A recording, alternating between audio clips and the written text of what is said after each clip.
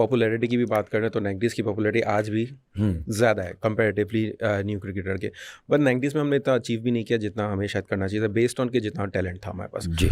Do you think जो conspiracy theory बोलते हैं यहाँ एक्चुअली वो प्रूव भी हो गई थी, जो जस्टिस कयूम की रिपोर्ट, डू यू थिंक उस रिपोर्ट के अकॉर्डिंगली इनफ एक्शंस लिए गए, और अगर लिए जाते, पहले तो लिए गए कि नहीं लिए गए, और अगर लिए जाते तो डू यू थिंक क्रिकेट बेहतर हो सकती थी पाकिस्तान की जितनी, या 2010 का केस नहीं होता अगर हमने 90s में सॉर्ट कर लिया होता तो? देखें, ये बड़ा अच्छा सवाल है, लेकिन ये बड़ा क्रिटिकल सवाल है, और मैं ये ज़रूर जब समझता हूँ कि इल्म के बग़ैर बहुत सारी बातें नहीं करनी चाहिए। महरूम हो गए वो भी, जो कयूम कमीशन में जस्टिस कयूम साहब थे। मैं कुछ पॉजिटिव्स उसमें से उठाऊँगा।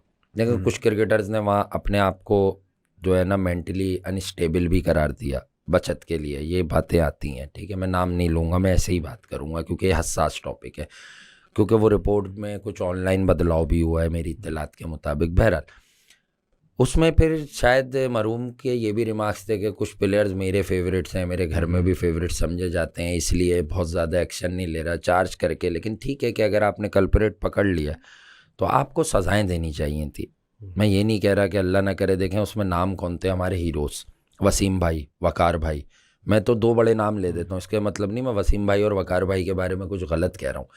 मैं ये कह रहा हूँ कि वसीम भाई, वकार भाई जैसे नाम थे। अगर आप एक बात बताएं, पाकिस्तान क्रिकेट में वसीम अकरम को आप किसी बात पर जो है ना एक बहुत बड़ा कोई एलिगेशन लगाकर बाहर करते तो वसीम अकरम की जो दुनिया भर में एक शोहरत, जो इज़्ज़त, जो दहशत है इस बॉलर थी, फिर हम कहाँ स्टैंड करते।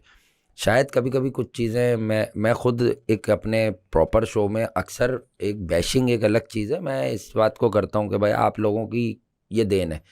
देखें वो एक अलग मिजाज होता है, ये एक इन्फॉर्मेटिव वे में मैं बात कर रहा हूँ आपके शो में। तो मैं ये कह रहा हूँ कि अगर हम उन लोगों को सज़ा दे देते परवेज़, तो हमारे साथ होता क्या, हमारे साथ होता क्या हम फिर कभी कोई बॉलर प्रोड्यूस करते? देखें बॉलर तो हमने बाद में भी प्रोड्यूस नहीं किया। शोएब अख्तर हादसाती बॉलर है, याद रखिएगा। हादसाती का मतलब लोग यहाँ गलत ले लेंगे, क्योंकि हमारे यहाँ मफहूम समझने का फुकदान आज तक मौजूद है। मैं ये कहता हूँ एक बात 9 लोग सुन रहे हैं तो वो 9 तरीके से समझेंगे, मैं या आप किसी और तरह से उसे अदा कर रहे होंगे।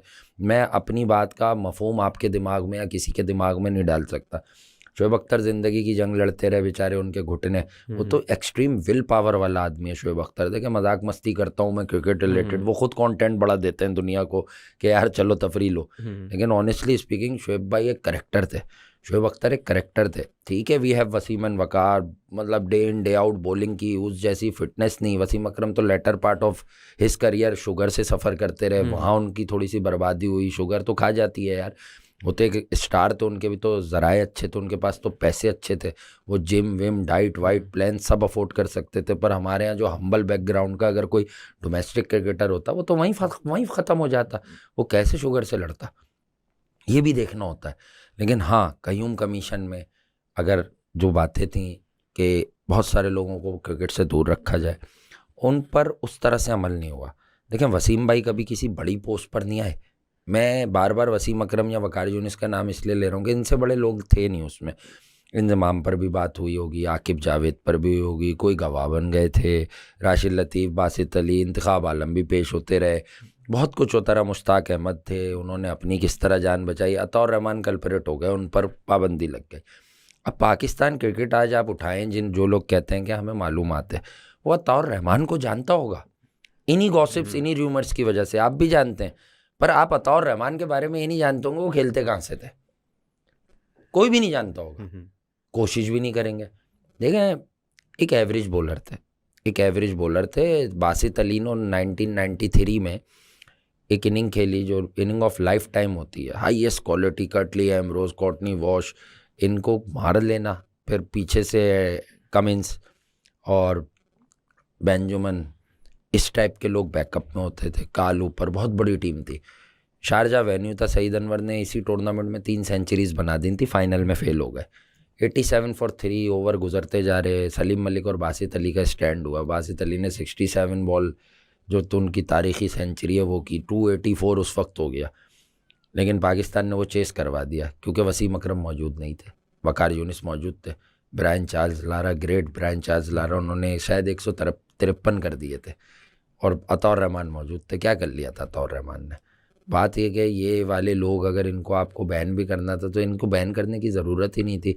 शाहिद नज़ीर एक बॉलर हमारा था जो बड़ा ज़ाया होता रहा, क्योंकि जिस दौर में वो आया तो उस वक्त शोएब भाई भी आ गए थे, और उसके बाद जो है फिर समी भी रहते थे। पाकिस्तान के पास ऑप्शंस इतने थे, वसीम वकार को आप बेंच कर नहीं सकते थे जब मौजूद है, आकिब जावेद को आप बेंच नहीं कर सकते थे, नया बॉल वो कराते थे, वो तो रिफ्ट की वजह से वकार यूनिस अक्सर बाहर भी रहते थे।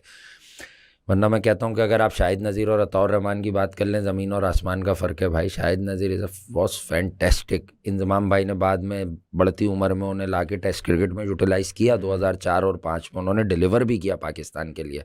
लेकिन गोल्डन टाइम जो था वो कार्ल्टन एंड यूनाइटेड सीरीज़ में, जो वो दोनों तरफ बॉल निकाल रहे थे और मोइन खान ने लारा का सेकंड फाइनल में जो उनकी बॉल पे कैच पकड़ा, पता चल जाता है बॉलर, यानी इस तरह के बॉलर नहीं खेल सके।